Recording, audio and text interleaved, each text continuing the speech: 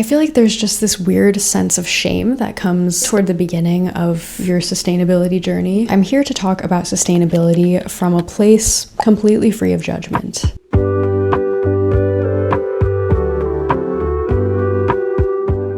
Hello. Today I'm going to talk about the subtle changes you can make to your life if you're looking to be more sustainable. And I'm here to talk about sustainability from a place completely free of judgment. Like we're just talking here. No matter how much of a change you're willing to make to your lifestyle, the main point of this video is to tell you that even the smallest things that you do to move towards sustainability have a huge impact. Now, if you've clicked on this video, I'm assuming you care to make these changes and you already have a sense of why a more sustainable life is important to you. I feel like there's just this weird sense of shame that comes especially toward the beginning of your sustainability journey, whatever you want to call it. Like for example, if I would buy berries and they came in a plastic container, I would think that I've done a horrible thing. And it's just this overwhelming feeling of like thinking that you have to solve everything all at once. So the focus should mainly be on slow progress and being more conscious than just doing everything completely perfectly. I myself have been working toward a more sustainable lifestyle for quite a few years now. When I first realized the changes I wanted to make to be more sustainable, I was actually not an adult. I was still living with my family, and there was still a lot that was out of my control because I was living in a space that was not my own. But I did find that there were still quite a few small things I could do that ended up compounding big time. And now it's many years later and I can feel how those small changes have compounded over the years, and I feel like I have learned quite a bit over the few years of just being on this journey. So I just wanted to talk through a few of those changes that I made and kind of how I approach things, my perspective, and any tips that I can offer to anyone who is looking to be more sustainable in their life. And I'm still nowhere near perfect with being sustainable, but I can say that I have consistently been very intentional behind my decisions and very conscious of things. So I will start out on the topic of decreasing food waste, because I think that was the thing that I saw the most in my life. I just felt that the food waste I was seeing was completely preventable. Particularly, I'm talking about wasting money on food that you don't even eat. So the first tip I have is to make a grocery list before shopping. This prevents you from adding tons of food to your cart that will go unused. Choosing ingredients that you have the intention of using in that upcoming week is the best way of doing this. I'm talking specifically about perishables like milk or fresh produce. If you have a sense of the kinds of meals you plan to cook that week and choose ingredients for multiple meals. For example, if I'm buying a big box of tomatoes, I already know that I want to make a tomato burrata salad, and if any of the tomatoes go a bit too mushy towards the end of the week, I'll chop them up and add them to some sort of pasta dish. If you have multiple ideas for ways to use a specific ingredient, it's so much less likely to go to waste. Now, obviously, planning your grocery trip before actually doing it does require the time and mental capacity to do that. Even if you don't have that time or that energy to do this sort of planning, just having a sense of the kinds of foods you know you will cook is huge, and just choosing the ingredients that you know you'll use. I think another thing that I've kind of implemented into my life is, instead of going on like a big grocery trip that lasts me 2 weeks, I will go just every few days in the week and just buy my fresh produce in little bursts. And that kind of ensures that the produce I have is always fresh and I always use it before it goes rotten. Obviously, this works best if you live near a grocery store, which I currently do, so I can just walk over whenever I need. The next thing I want to talk about is preserving certain perishables like bread or produce. So if you buy carrots or celery, storing them in water makes them last a lot longer and prevents them from going soggy as quickly. And if you buy green onions, make sure you save the white roots at the end and then keep them in water, and they will just continue to grow, so you really don't have to buy more after that. I found that green onions just kept in water grow so quickly, so if you do end up with a huge green onion plant that you want to keep healthy, but you're not going to use all of that green onion at once, what I usually do is I chop it up and then I place it in the freezer, and then I use it in like soups. And another tip is to use the freezer for things like bread and for meat. If I buy like, let's say, a big thing of meat that I'm not sure I'm going to use all within that week, then I will freeze some and then defrost it the day before cooking with it, and that makes sure that it doesn't spoil. I feel like with things like meat especially, where it was literally an animal, like a living animal, that feels so not cool to waste. So things like meat and fresh produce, I really do prioritize making sure those don't spoil. And then same thing with bread.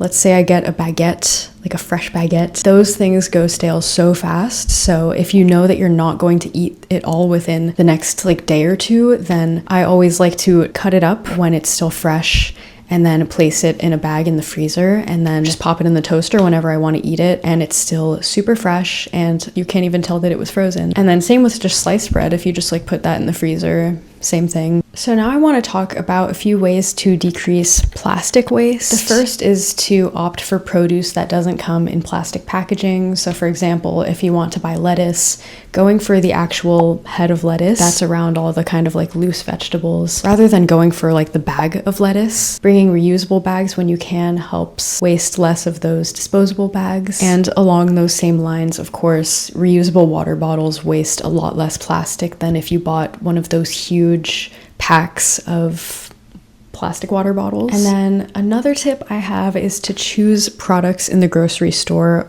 where the packaging it comes in could be reused. So things like a glass jar. I could go on and on about upcycling glass jars. My kitchen is full of upcycled jars. I like to keep my ingredients in these jars because they are airtight storage and way less annoying to cook with than if I had to like reach my hand into like a bag of flour each time. And they also look super cute, which is just a huge plus. They're also great for just storage around the house or containers for meal prep. I keep space in my kitchen just for empty jars because I use them so frequently. While we're on the subject of reusing things, it's great if you can try to fix things that are broken before deciding that they're just trash. Or if something is broken beyond repair, finding a way of giving them a new life. For example, with really beaten up clothes, you can cut them and use them as cloths. Or if you're crafty, you can keep some fabric scraps for an art project. And if you'd rather not have these beaten up clothes take up space and they're not good enough to donate, then looking into fabric recycling in your area is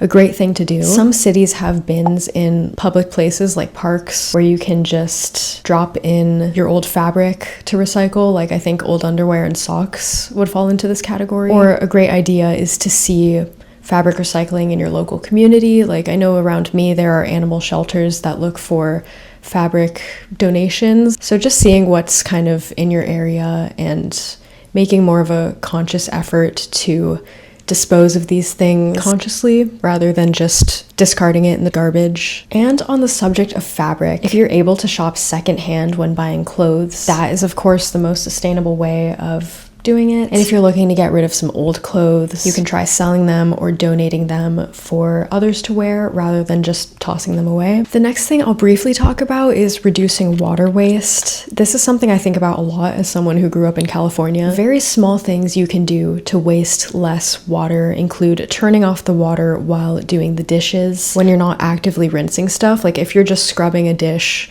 I think the water probably shouldn't just be running in the background. And then the same thing goes for showering. And then also if you're waiting for the water to warm up, I only like to do my dishes with hot water, but it takes quite a second to actually warm up. So rather than just letting that water run down the drain, I like to use it either to wash things that are not super dirty or like greasy, or just to like do the first rinse of the dishes in the sink. Just putting that water to use rather than just letting it go down the drain is pretty huge. I also like to, if there's like, for example, water in a glass that I want to wash, then I will kind of just pour it to water one of my plants. I'll either collect it all in the watering pot or I'll just pour it directly into like the dirt of one of the plants. And the same thing goes for the shower. I know for me, I take pretty long showers, but I try to waste the least amount of water possible by turning off the water when I'm like applying products and not actively rinsing something. So those are just very brief tips on reducing water waste. I think water is very precious. Now I'm going to talk a bit about conscious consumption, buying only what you need and not wasting money on things that you can really live without. The biggest thing I've implemented within this sort of category is the wish list. If the holidays or a birthday is coming up, making a wish list of things you either want for yourself or things you need, the intention is for things you are gifted to be used, and not to have the people you love guess whether you might like something, buy that thing, and then have that thing just like collect dust in your space somewhere and go to waste. So whenever I think of something I want, I add the link to my wish list document that I just keep somewhere online. And then anytime my birthday or Christmas comes around, I just have that ready to send out. And that's less things for me to buy, and that ensures that the gifts I get are actually things that I want and things that I will use. And since I've started doing this, my family actually does this as well. So every Christmas we end up with exactly what we want, and we never feel that any money has gone to waste on those gifts. This one is honestly really powerful in the way that it spreads. And one more note about conscious consumption. If you're starting out, it can feel very tempting to buy every product that is marketed as being sustainable. And I actually think it's more sustainable to just use up what you have before buying a new thing, because I mean, it's just, you know, less things that go to waste. Okay, those are just a few of the tips I could think of for you today. If you're interested in more, I can always make another video like this. The last point I want to make is don't try to force your lifestyle on others. Living by example genuinely has a huge impact, which I have seen firsthand. Don't be that person that's like waiting to judge someone for a choice that you might not find sustainable. If you live by example, you may find that the people close to you become curious and ask why you do things a certain way. That gives you a chance to explain your perspective, what benefits that choice has for you and the environment. And those small conversations that happen naturally have the potential to change how someone approaches things and give that gift of intentional thinking to them without forcing your perspective on them when they're not ready for it. So those are a few ideas of the changes you can make to live more sustainably. I'm very passionate about spreading the word on this, so if you made it this far in the video, please do like and subscribe for more content like this, and save this video for later if you did find it helpful in any way. The last thing I want to say is, as you look to become more sustainable, please don't be too hard on yourself. It's not completely possible to be perfectly